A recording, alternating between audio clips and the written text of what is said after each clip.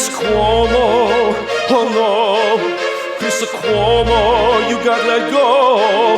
You no longer have Primetime because you have your fratello. You lied about the scandalini as well as your fake quarantini.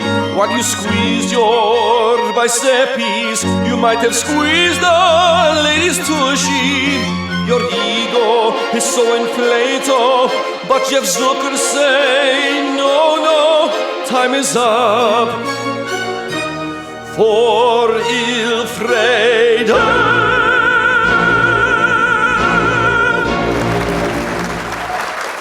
Welcome to the Beau Show.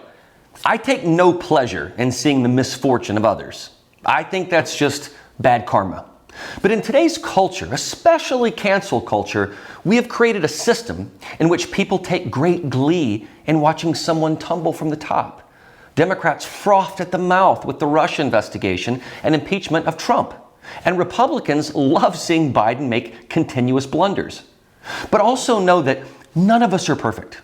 Chances are there's something every one of us would be embarrassed about if everyone knew it. But most of us don't have public positions where the whole world would find out. However, there can be a sense of societal satisfaction if justice is served. I have to think that Harvey Weinstein's accusers have to feel some sense of relief that he can't do what he once did. Epstein's victims surely must sleep a little easier, even though they no doubt have severe trauma. Schadenfreude is the German word for taking pleasure at someone else's pain or misfortune. And we see a lot of it. But like I said with Weinstein and Epstein, there are victims' lives at stake. So we all can say that at least sometimes evil can be stopped. Recently, though, we have seen the downfall of two powerful brothers with a powerful name, Chris and Andrew Cuomo. Andrew Cuomo was, of course, the governor of New York and a very high-profile person in the pandemic. He also presided over terrible times in New York with respect to rising crime and taxes. He just didn't do his job well. But when the numerous sexual harassment allegations came forward, I wasn't so sure they could take him down because he's so convicted in his words and he's been in politics for so long that you'd think he's almost too big to fail. His denial was enormous. His press conferences were performances to rival Broadway monologues. He even won an Emmy for it. He used media to spin his way out of a bad situation. But ultimately, the forces working against him prevailed, and he had to step down. It was a remarkable win for women in the workplace. Now, look, I wasn't there to witness these things and verify each claim, but his numerous photos and videos of him kissing and touching people are almost unfathomable when you consider he's a sitting governor. And then just recently, CNN fired one of its most high-profile show hosts, Chris Cuomo, brother of Andrew. CNN said it had a respected law firm review recent revelations from the New York Attorney General's office about Chris's involvement in brother Andrew's defense as governor. Transcripts reveal that Chris admitted he would reach out to media sources to find out about potential new accusers who had not come forward. CNN said in a statement, quote, "The documents, which we were not privy to before their public release, raise serious questions. When Chris admitted to us he had offered advice to his brother's staff, he broke our rules, and we acknowledged that publicly. But we also appreciated the unique position he was in and understood his need to put family first and job second. However, these documents point to a greater level of involvement in his brother's efforts than we previously knew. As a result, we have suspended Chris indefinitely, pending further evaluation," unquote. That was before the firing. Chris snooped into the reporting of bombshell reporter Ronan Farrow and relayed it to his brother's inner circle. This contradicts the lie he told to CNN's audience when he said he had never contacted the press about his brother's situation. And another big fat lie, Chris said he never did opposition research on the accusers. Yet, once again, the transcripts tell a different story. Cuomo sent his brother's ally, Liz Smith, some documents about his brother's second accuser, Charlotte Bennett. So Chris was lying all along, both to his audience and his employer. Sounds exactly like his brother, doesn't it? Just lie and deny and hope it all fizzles out, which it does for a lot of politicians. But I will reiterate that I believe in the presumption of innocence until proven guilty. But the problem with media and government is that they get entangled quite often. In DC especially, many media anchors or producers are married to current or former politicians, and that creates a conflict of interest. I understand that Chris wanted to help his brother.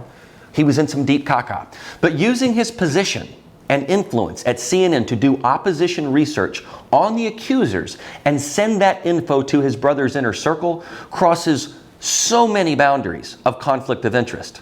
And furthermore, he lied to his employer and his audience, the very people who trust him to give them honesty.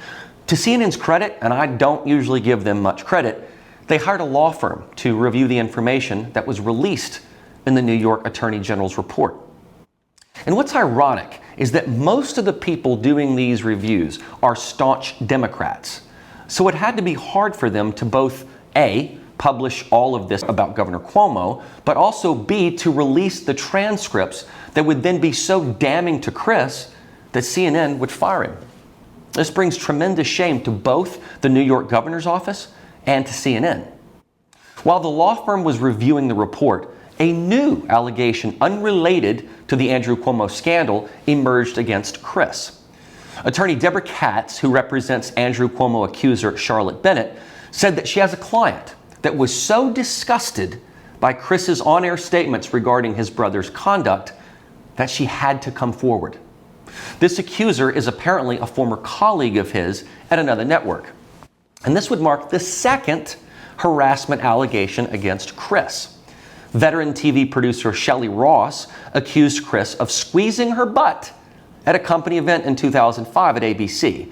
So that would be two accusers from his previous job.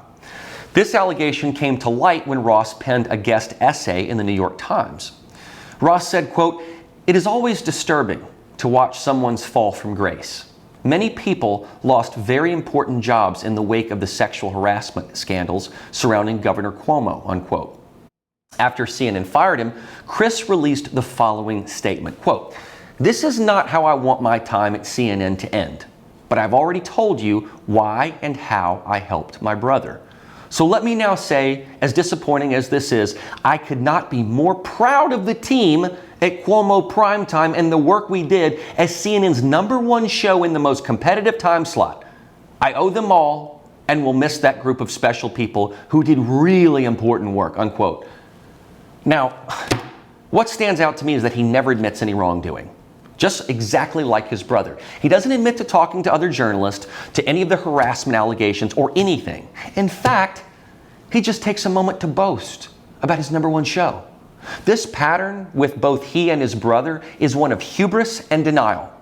Their pride comes not only before their fall, but after their fall as well. And let's examine the family component of all of this. Yes, Chris and Andrew are brothers. Family comes first, right? We all want to help family members who are in trouble. But unless you are totally oblivious to your brother's conduct, would you go out of your way and lie to your employer and your audience? To me, that falls above the ranks of just helping out a family member when you become complicit in the lie or even work to suppress a real accusation. You become an accomplice. And this is where I disagree with Tucker Carlson of Fox News, who delivered a monologue about CNN's firing of Chris Cuomo. Tucker has been pretty relentless in his criticism of Chris, especially with the bizarre weightlifting narcissism. But Carlson said he felt bad for Chris once CNN fired him. Tucker makes the claim that family loyalty is more important than his career. Take a listen. Helping his brother is not the worst thing Chris Cuomo ever did. In fact, it may have been the best thing he ever did. Not because Andrew Cuomo was a good person. He certainly wasn't a good person. Andrew Cuomo was loathsome. But Andrew Cuomo was Chris Cuomo's brother. And that's what you do with brothers, even the loathsome ones. You help them when they need it. Period. It's called loyalty. Tucker thinks your first obligation is to your family. And I do understand that to a degree and understand that and agree with it in the most general sense. But what exactly does help mean? That's where I depart from Carlson's reasoning. You see, let's look at an alcoholic or a drug abuser. They use and abuse. They go to jail. You bail them out. You pick them up. You take them to rehab. That's what family members usually do because you don't want to see them in this perpetual cycle. But help can also be tough love. Help does not have to be enabling. Help does not mean lying or creating conflicts of interest. Tucker is implying that CNN fired Chris for family loyalty. That's not really the case. He was fired after a law firm reviewed New York Attorney General documents and probably the sexual harassment allegations. If Chris took some time off to be there for his brother in need, or even just helped his mental health, I doubt CNN would fire him. They'd understand. But it was the lying and the outreach to media for Oppo research that did him in. Now, a rep for Cuomo said that CNN President Jeff Zucker was very close with Chris and knew about support for his brother all along, meaning this was no revelation. However, CNN told the Wall Street Journal that this is emphatically false and a mischaracterization of their relationship. They even go on to punch Cuomo in the gut again by saying he was terminated precisely for many false statements, abuse of standards and practices, and lack of candor. I can't imagine Jeff Zucker wanted to fire Chris. As much as I dislike his show, he's good for CNN. He's the type of guy they want. But it wasn't his family association with Governor Andrew that got him in trouble. It was the dishonesty, a cycle of dishonesty that seems to run through the Cuomo family veins. It's a hubris of thinking you're invincible. Helping your brother get a lawyer or giving advice over the phone is one thing. Doing opposition research on accusers by using your media contacts and power is an abusive position. This isn't just a family obligation or a matter of blood being thicker than water. This is collusion and corruption. Ironically, under any other circumstance, this would probably just be swept under the rug, just like most of Andrew's accusers. But with Me Too being so much in the media eye right now, it's hard to dodge. For both Cuomo brothers to go down in such a quick, almost surgical fashion is really spooky in a way. You couldn't have ever predicted it, at least not in this way. And I bet if Chris had addressed his network and his audience and just said, look, it's my job to be fair, but also I have a brother at stake here. I want to do what any good brother would do and be there for him. But at the same time, I have a job to do. If recusal was an option, I'd choose it. But I choose to be in the media, and my brother chose to be governor. Those are the consequences. So I think if he said that, people would have more understanding if Chris handled it that way. But he didn't. He lied about how he was handling it. And perhaps even CNN's viewers feel betrayed. If they do, I'd encourage them to come and watch my show and all the other great shows at NTD and Epoch Times. CNN will probably try to come across as doing something virtuous. But in truth, they likely knew of Chris's malfeasance long ago, just like most people probably knew about Roger Ailes or Harvey Weinstein. But those power dynamics remained in effect until the tipping point was reached. Maximum capacity, and then boom, the house of cards falls. There were many outcries from critics and journalists for CNN to fire Chris Cuomo, but I hope that CNN didn't just bow to the mob like most companies do. I hope their reasoning was solely from what that law firm determined. We'll probably never know. Anytime there is a piling on, you wonder why those accusations are just surfacing. Sometimes it just seems convenient. But it's clear that whatever the case, you want both the accused and the accusers to feel that they have been given a fair shake. That makes sense to everyone. But if you have a media role, you have a responsibility to do your diligence. And you can't reward bad behavior, which is what it seems Chris was doing for his brother. This is something that Dr. Phil always talks about. Family members who keep bailing out relatives becomes a lifeline for people who can't get their lives together. And helping them out, so to speak, can be just as detrimental as doing nothing. What I see in both Cuomos is such pride and ego that they thought they were untouchable, and it got sloppy. Had the women not come forward, we wouldn't have had the Attorney General investigation. If we had no investigation, we wouldn't have seen Brother Chris's corruption. And now both of them are out of work. I don't think any of us should celebrate a firing, but it may be the first wake-up call these guys have ever had. It probably won't be the last time we see them on TV or in politics. Now, what CNN should do is go out and find a conservative or libertarian or independent to fill in this void, but that won't happen. CNN is run by too many oligarchs who don't recognize ideological diversity. You may remember in my episode about The View on ABC, the intent is not to recognize a person who thinks differently from you. It is to ostracize, marginalize, and pillory that person. Kayleigh McEnany did that at CNN before she became Trump's press secretary, and Rick Santorum has done the same. You'll never see equal representation. I do find this whole Cuomo firing all a bit strange, though. The timing is interesting. Zucker found out about Cuomo's help for his brother and admitted it was a mistake, but he didn't fire him. So, was it perhaps these new allegations? Was it a series of unfortunate events? Or was it just like Cuomo?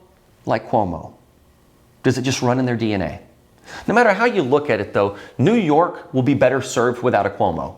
And CNN will have one less liberal talking head. But remember that Andrew was replaced by a Democrat.